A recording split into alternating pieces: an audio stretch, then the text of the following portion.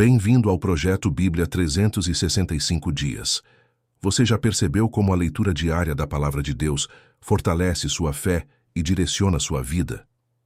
Estamos firmes na jornada de ler a Bíblia toda em um ano, e cada dia é uma nova oportunidade para crescer espiritualmente e viver segundo os propósitos do Senhor.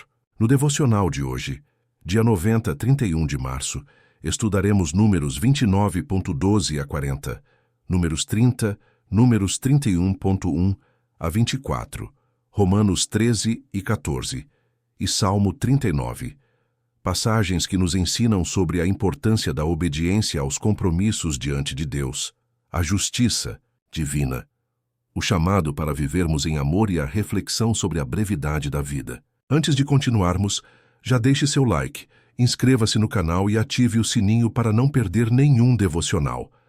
E se essa palavra falar ao seu coração, compartilhe com alguém que também precisa desse alimento espiritual. Hoje, Deus quer falar com você. Continue assistindo e permita que essa leitura fortaleça sua fé e transforme sua caminhada espiritual. Números 29, 12, 40. As ofertas para a festa das cabanas. No 15º dia do 7º mês, convoquem outra reunião sagrada. Nesse dia não façam nenhum trabalho habitual. É o início da festa das cabanas, uma festa de 7 dias em homenagem ao Senhor. No primeiro dia da festa, apresentem um holocausto como oferta especial, um aroma agradável ao Senhor. Será constituído de 13 novilhos, 2 carneiros e 14 cordeiros de um ano, todos sem defeito. Cada um desses sacrifícios será acompanhado de uma oferta de cereal de farinha da melhor qualidade umedecida com azeite, 6 quilos para cada um dos 13 novilhos, 4 quilos para cada um dos 2 carneiros e 2 quilos para cada um dos 14 cordeiros. Apresentem também um bode como oferta pelo pecado, além do holocausto habitual, com a oferta de cereal e a oferta derramada que o acompanham. No segundo dia da festa, sacrifiquem 12 novilhos, 2 carneiros e 14 cordeiros de um ano, todos sem defeito. Cada um desses sacrifícios de novilhos, carneiros e cordeiros será acompanhado de sua oferta de cereal e de sua oferta derramada, conforme o número prescrito. Apresentem também um bode como oferta pelo pecado, além do holocausto habitual, com a oferta de cereal e a oferta derramada que o acompanham. No terceiro dia da festa, sacrifiquem 11 novilhos, 2 carneiros e 14 cordeiros de um ano, todos sem defeito. Cada um desses sacrifícios de novilhos, carneiros e cordeiros será acompanhado de sua oferta de cereal e de sua oferta derramada, conforme o número prescrito. Apresentem também um bode como oferta pelo pecado, além do holocausto habitual, com a oferta de cereal e a oferta derramada que o acompanham. No quarto dia da festa, sacrifiquem 10 novilhos, 2 carneiros e 14 cordeiros de um ano, todos sem defeito. Cada um desses sacrifícios de novilhos, carneiros e cordeiros será acompanhado de sua oferta de cereal e de sua oferta derramada, conforme o número prescrito. Apresentem também um bode como oferta pelo pecado, além do holocausto habitual, com a oferta de cereal e a oferta derramada que o acompanham. No quinto dia da festa, sacrifiquem 9 novilhos, 2 carneiros e 14 cordeiros de um ano, todos sem defeito. Cada um desses sacrifícios de novilhos, carneiros e cordeiros será acompanhado de sua oferta de cereal e de sua oferta derramada, conforme o número prescrito. Apresentem também um bode como oferta pelo pecado, além do sacrifício habitual, com a oferta de cereal e a oferta derramada que o acompanham. No sexto dia da festa, sacrifiquem 8 novilhos, 2 carneiros e 14 cordeiros de um ano, todos sem defeito. Cada um desses sacrifícios de novilhos, carneiros e cordeiros será acompanhado de sua oferta de cereal e de sua oferta derramada, conforme o número prescrito. Apresentem também um bode como oferta pelo pecado, além do holocausto habitual, com a oferta de cereal e a oferta derramada que o acompanham. No sétimo dia da festa, sacrifiquem 7 novilhos, 2 carneiros e 14 cordeiros de um ano, todos sem defeito. Cada um desses sacrifícios de novilhos, carneiros e cordeiros será acompanhado de sua oferta de cereal e de sua oferta derramada, conforme o número prescrito. Apresentem também um bode como oferta pelo pecado, além do holocausto habitual, com a oferta de cereal e a oferta derramada que o acompanham. No 8º dia da festa, declarem uma reunião solene. Não façam nenhum trabalho habitual nesse dia. Apresentem um holocausto como oferta especial, um aroma agradável ao Senhor. O sacrifício consistirá em um novilho, um carneiro e 7 cordeiros de 1 ano, todos sem defeito. Cada um desses sacrifícios será acompanhado de sua oferta de cereal e de sua oferta derramada, conforme o número prescrito. Apresentem também um bode como oferta pelo pecado, além do holocausto habitual, com a oferta de cereal e a oferta derramada que o acompanham. Apresentem essas ofertas ao Senhor em suas festas anuais. São um acréscimo aos sacrifícios e ofertas que vocês apresentam ao cumprirem votos ou ao realizarem ofertas voluntárias, holocaustos, ofertas de cereal, ofertas derramadas e ofertas de paz. Moisés transmitiu todas essas instruções aos israelitas, conforme o Senhor lhe havia ordenado. Números 30. Leis acerca de votos e juramentos. Moisés mandou chamar os chefes das tribos de Israel e lhes disse: Foi isto que o Senhor ordenou. Se um homem fizer um voto ao Senhor ou uma promessa sob juramento, jamais deverá voltar atrás em sua palavra. Fará exatamente o que prometeu. Se uma moça fizer um voto ao Senhor, ou uma promessa sob juramento, enquanto ainda estiver morando na casa de seu pai, e se seu pai ficar sabendo do voto e não levantar objeções, todos os seus votos e promessas continuarão a valer. Mas, se, no dia em que ficar sabendo, seu pai se recusar a deixá-la cumprir o voto ou a promessa, todos os seus votos ou promessas serão anulados. O Senhor a perdoará, pois o pai não permitiu que ela os cumprisse.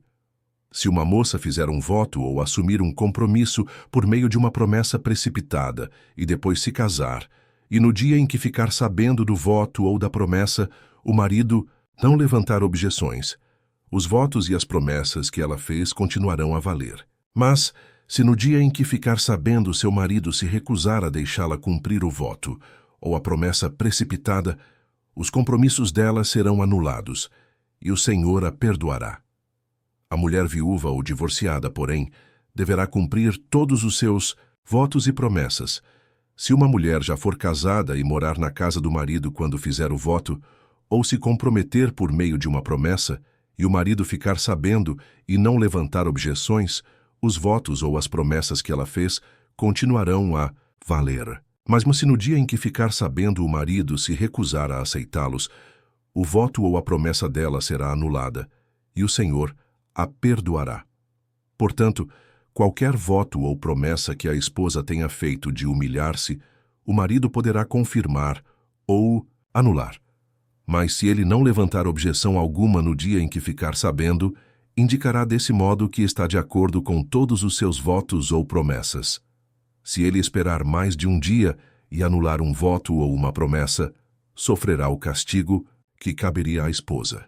Essas são as ordens que o Senhor deu a Moisés a respeito do relacionamento entre um homem e sua esposa, e entre um pai e sua filha moça, que ainda mora na casa dele. Números 31, 24. Israel conquista Midian. O Senhor disse a Moisés: Vingue-se dos midianitas pelo que fizeram aos israelitas. Depois disso, você morrerá e será reunido a seus antepassados. Então Moisés disse ao povo: Escolham e armem alguns homens para lutarem na vingança do Senhor contra Midian. De cada tribo de Israel, enviem 1000 homens para a batalha. Assim, escolheram 1000 homens de cada tribo de Israel, no total de 12, 1000 homens armados para guerrear. Moisés enviou 1000 homens de cada tribo, sob o comando de Fineias, filho do sacerdote Eleazar. Fineias levou consigo os objetos sagrados e as trombetas para dar a ordem de ataque. Atacaram Midian, como o Senhor havia ordenado a Moisés, e mataram todos os homens. Os 5 reis midianitas morreram na batalha: Evi, Requem, Zur, Hur e Reba. Também mataram à espada Balaão, filho de Beor. Os israelitas capturaram as mulheres e as crianças midianitas e tomaram como despojo o gado, os rebanhos e toda a riqueza deles. Queimaram todas as cidades e acampamentos onde os midianitas moravam. Depois de juntarem todos os despojos, tanto os prisioneiros como os animais, trouxeram tudo a Moisés, ao sacerdote Eleazar e a toda a comunidade de Israel, que estava acampada nas campinas de Moabe, junto ao rio Jordão, do lado oposto de Jericó. Moisés, o sacerdote Eleazar e todos os líderes da comunidade saíram ao encontro deles fora do acampamento. Moisés, porém, se enfureceu com os generais e os capitães que voltaram da batalha.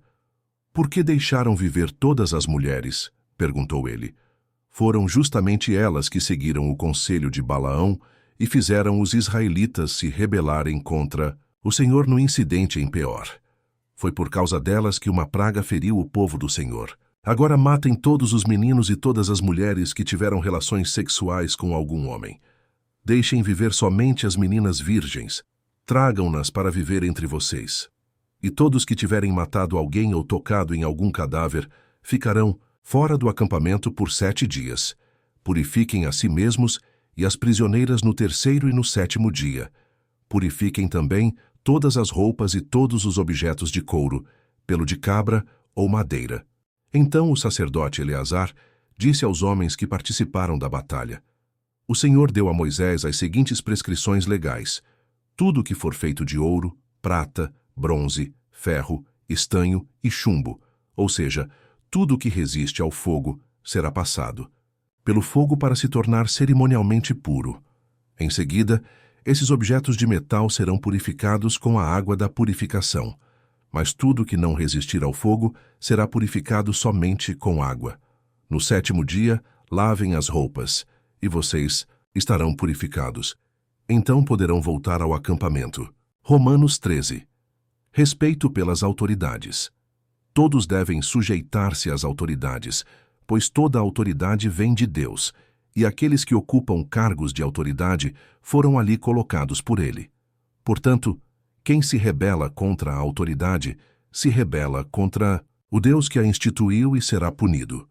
Pois as autoridades não causam temor naqueles que fazem o que é certo, mas sim nos que fazem o que é errado. Você deseja viver livre do medo das autoridades? Faça o que é certo, e elas o honrarão.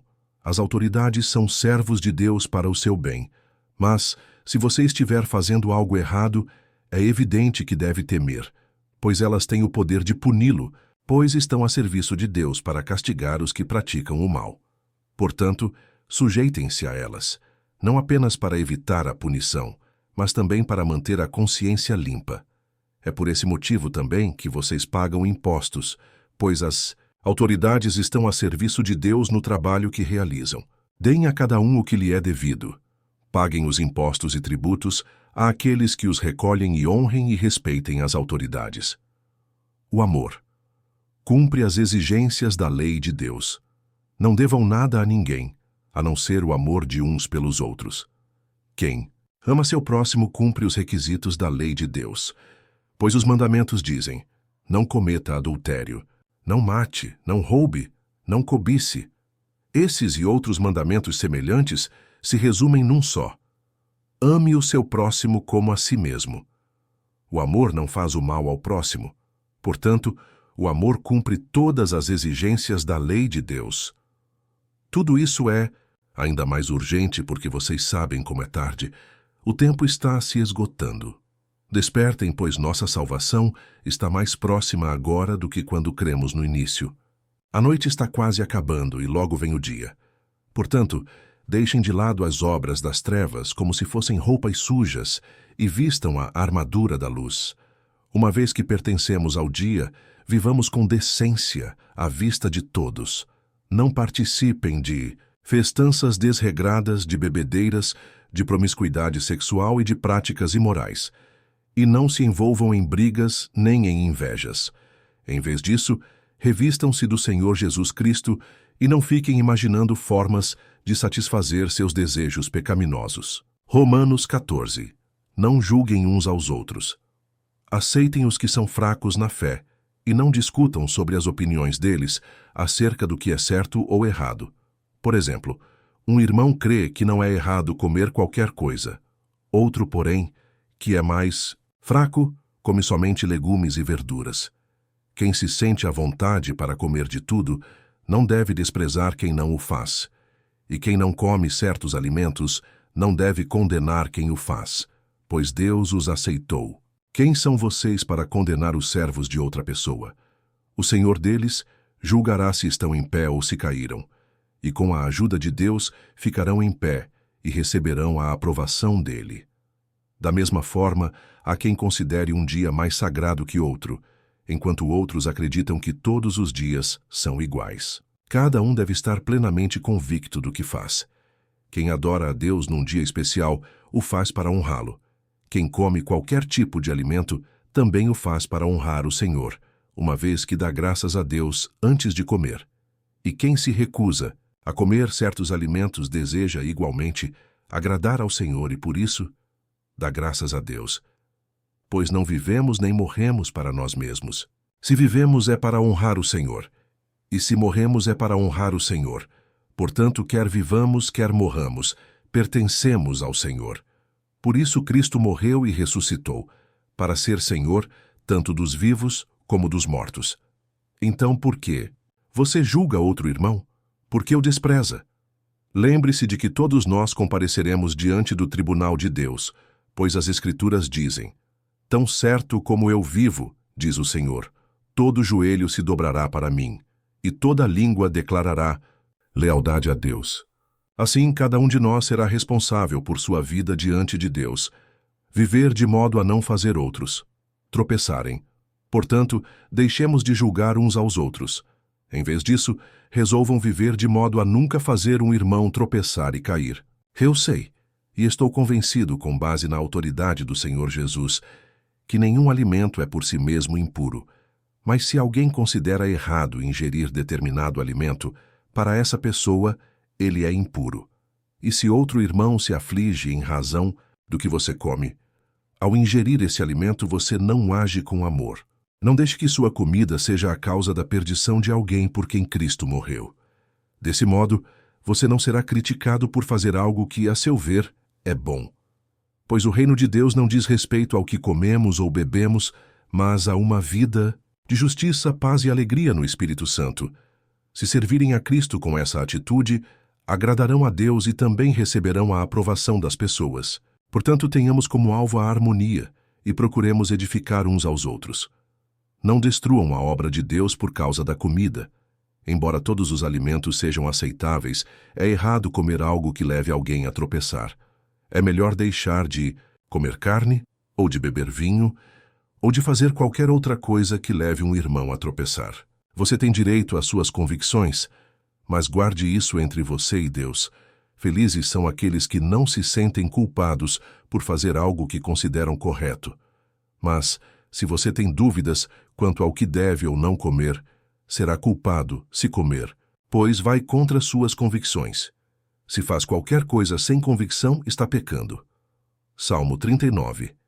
Disse comigo: tomarei cuidado com o que faço e não pecarei no que digo. Ficarei calado enquanto o perverso estiver por perto. Mas enquanto eu estava em silêncio, sem falar sequer de coisas boas, a angústia cresceu dentro de mim. Quanto mais eu pensava, mais ardia meu coração. Então, decidi falar. Mostra-me, Senhor, como é breve meu tempo na terra. Mostra-me que meus dias estão contados e que minha vida é passageira. A vida que me deste não é mais longa que alguns palmos, e diante de ti toda a minha existência não passa de um momento. Na verdade, o ser humano não passa de um sopro. Interlúdio. Somos apenas sombras que se movem, e nossas inquietações não dão em nada. Acumulamos riquezas sem saber quem as gastará. Agora, Senhor, o que devo esperar? És minha única esperança. Livra-me de minha rebeldia e não permitas que os tolos zombem de mim. Estou calado. Não direi uma só palavra, pois minha punição vem de ti. Mas, por favor, para de me castigar. Os golpes de tua mão me reduzem a nada. Quando nos disciplinas, por nossos pecados, consomes como a traça o que nos é mais precioso. O ser humano não passa de um sopro. Interlúdio. Ouve minha oração, Senhor. Escuta meus clamores por socorro. Não ignores minhas lágrimas, pois sou como estrangeiro diante de ti, um viajante que está só de passagem, como eram meus antepassados. Desvia de mim o olhar, para que eu volte a sorrir antes que eu me vá e deixe de existir. Estamos encerrando mais um devocional diário. Que Deus te abençoe. Cada dia na presença de Deus é um passo mais perto do seu propósito e da renovação espiritual. Não pare agora. Se hoje essa palavra edificou seu coração, siga firme, pois amanhã há mais um devocional poderoso esperando por você. Curta, comente e compartilhe este vídeo. Sua interação ajuda essa mensagem a alcançar mais vidas e espalhar a palavra de Deus. Nos vemos amanhã para mais um dia de crescimento espiritual.